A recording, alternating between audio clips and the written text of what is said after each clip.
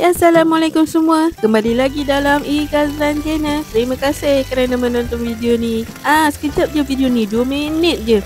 Hari ni saya nak masak menu sangatlah mudah, iaitu bayam pasir tumis air.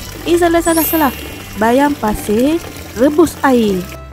Kalau rebus memanglah guna air kan? Apalah. Okey korang. Kita cuci dulu bayam ni dengan garam sikit. Sebab apa? Nama dia pun bayam pasir. Kita kena cuci dia sampai bersih-bersih. Jangan nanti kita masak dia ada rasa pasir-pasir lagi.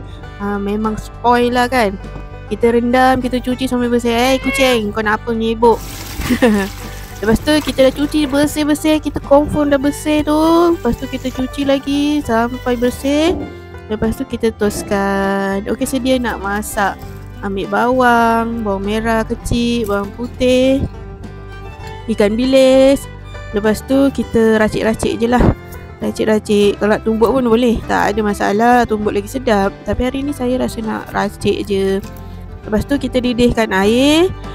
Masukkan bahan-bahan yang dah dihiris tu. Lepas tu tunggu sampai didih, barulah masukkan bayam. Bayam ni ambil dekat kebun je. Kebetulan tengah dia naik kan, banyak kan, kita petik lah.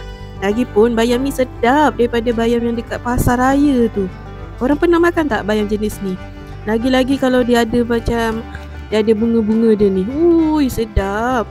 Saya tak kata yang pasar raya tu tak sedap. Cuma bayam pasir ni, bayam kampung ni lagi sedap. Daun dia lembut. Lepas tu dia ada rasa lemak tu lebih sikit.